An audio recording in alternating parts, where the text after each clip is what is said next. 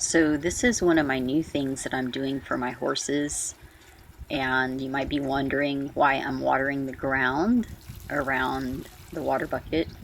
I've been studying grounding and the effects and benefits that grounding has for people, and it's really made me curious about how grounding affects horses and the benefits that it might have for horses. And just because they have their feet on the earth, does that mean that they are being grounded?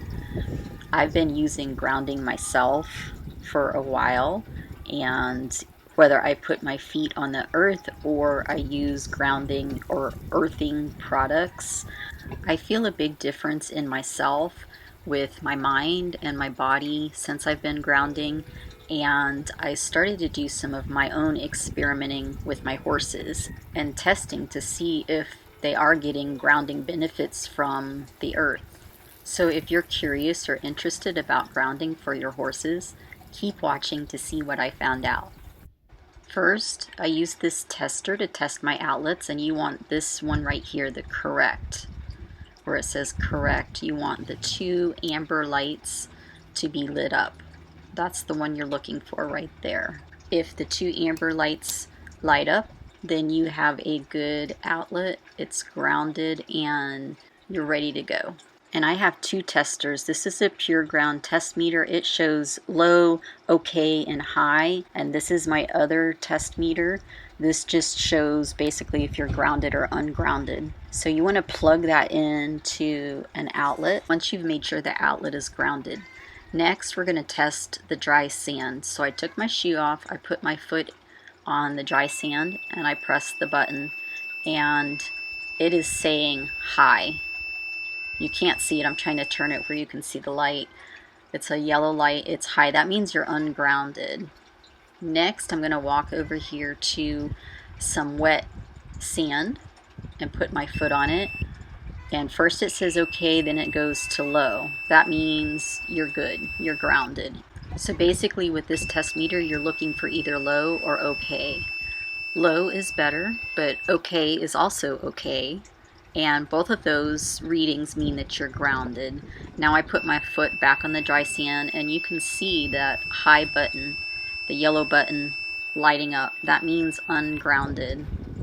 So I go ahead and put my shoe back on. So now I'm in rubber sole shoes, and I test again, and it reads high also. So that means I'm ungrounded. So next we're going to plug in our other test meter, and it just plugs right into the ground hole in the outlet, which is the bottom hole. So it ended up this cord wasn't long enough, so he's over there standing in the dry sand, and I can't reach him, but I'm going to test again in the sand with my own feet. This way you can see me from a different angle instead of just my foot. So he's coming up to me, but the best place that I found to test on them is kind of underneath their tail, like in their butt cheeks, where it's just more bare skin to test. And I have tested him before when he was closer to his water bucket. So I'm just going to go ahead and walk a little closer, and I'm going to take off my shoe and put my foot on the dry sand. You can't see the light, but I'm shaking my head no, that it's saying that I'm ungrounded. And I walk over to put my foot in the wet sand, and the green light is lit up, so that means I'm grounded. So I wish I could have gotten a close-up of that, but every time I shake my head yes, that means I'm grounded. And now I'm back over to the dry sand, and it's no, I'm not grounded. So what I've come to the conclusion of after this and then doing some more studying is that dry sand isn't conductive, and you have to have some wetness in order to get the flow of electrons from the earth. At least that's the way I'm understanding it. So in order to get the benefit of grounding, the ground has to be wet. And one of the best times to actually put your feet on the earth is after it rains. And we had gotten some rain the past few days, and this was the first day that I watered around their buckets again, because the sand was dry. And I just wanted to come out and test and show you guys. So right here you can see I took off my shoe, and I'm on dry sand here, so it's not lighting up. Now I'm going to walk back over to the wet sand, and the green light comes on. That means I'm grounded. And you just see me lift up my foot and put it back down. So for this tester, it shows if you're grounded or ungrounded by the green light. And I'm back on the dry sand. It doesn't light up. And I go to the wet sand and it lights up. So if you are in a dry climate with dry sand, that doesn't mean that your horses are getting their grounding benefits. So in order for you to know that they're getting their grounding benefits from the earth, you have to wet the earth for them. And that's what I've been doing. So I make little wet areas in their pen and around their water buckets. So when they come up to drink their water, their feet are in wet sand, which gives them more grounding benefits from the earth. And the reason I started thinking about this is because I heard that horses that are kept in a barn and are on rubber mats, they are totally disconnected from the earth because of the rubber mats.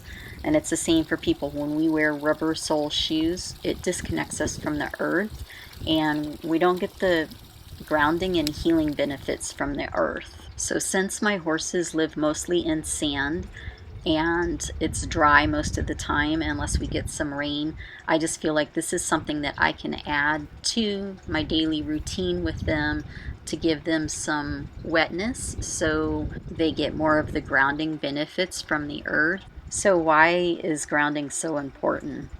Well, for people, grounding gives you negative electrons.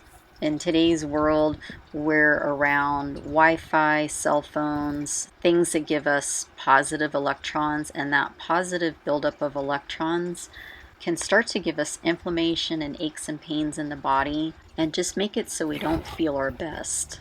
And I think it's true for horses too. My horses have hot wire around their pens, they have power lines above them, and I'm not sure how those would affect them, but if this is something that I can do for them that helps them to be a little more grounded, then I think it's a good thing to do.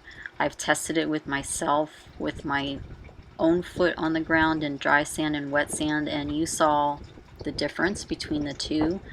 And I've been grounding myself either with my feet on the earth when I'm outside, and when I'm inside I use grounding products, especially when I'm around my computer. I also take a mat to bed and I sleep on it, and it helps me to sleep really deep. I feel really rested when I get up, and I'm just really liking the benefits that I feel from the grounding. And I think the older we get, the more we need it, because when you're younger, you feel better, you're healthier, you don't notice the effects from maybe like being around Wi-Fi, your computer, your cell phones. But as you get older, you start to feel and notice those things. So I think it's just a really important thing to do. We've just become so disconnected with the earth because of rubber sole shoes, and we just don't connect like we used to.